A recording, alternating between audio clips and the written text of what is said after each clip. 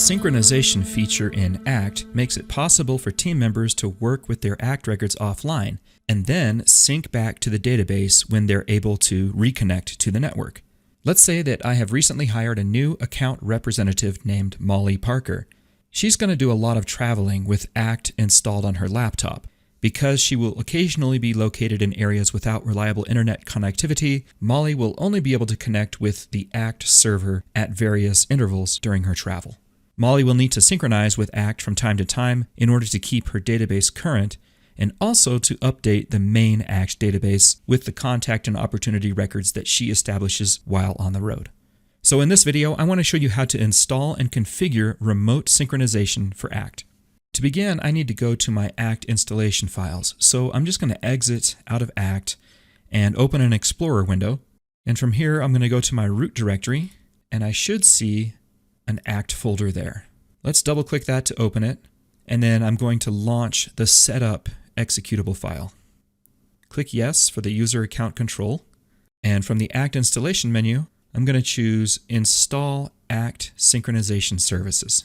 Now, at this point, you should decide which sync connection type you'd like to use. There are two choices here, network synchronization or internet synchronization. Let me explain those briefly. You should use the network synchronization if you have access to your ACT database inside a firewall. This will let you use a direct connection to your database within the network. Use the internet synchronization if you're trying to access your ACT database from outside a firewall. This connection is made over the internet, and because of this, the computer or server that hosts the main database must have Microsoft IIS installed and running in order for the sync to work. This setup is ideal for ACT for web deployments. In my deployment, we're going to use the network synchronization service, so I'll click that one to begin the install wizard. Let's click Next. Most of the time, these screens will be automatically populated with the information from your Windows account. So you can just click Next to continue through each of these screens using the defaults. At this point, ACT will install the Network Sync service. Once that installation is complete, it's probably a good idea to restart your machine just to make sure all of the components of the install are fully configured and ready to launch together. So I'm going to back out of the installation menu and click the Finish button to finish the installation. And now let's just do a quick restart of this computer.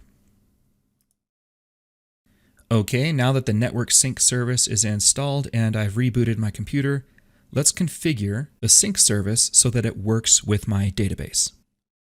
From your Start menu in Windows, locate ACT Network Sync Service and click that.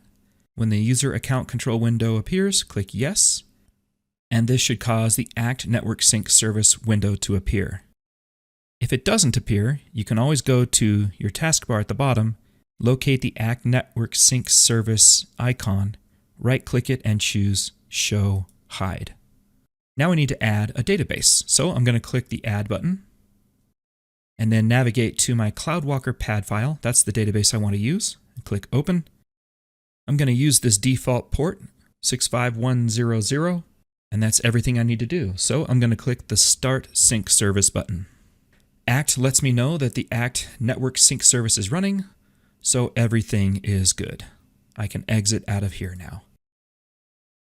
Now, if I hover over the ACT Network Sync service icon in the taskbar, a tooltip appears to tell me that the service is running.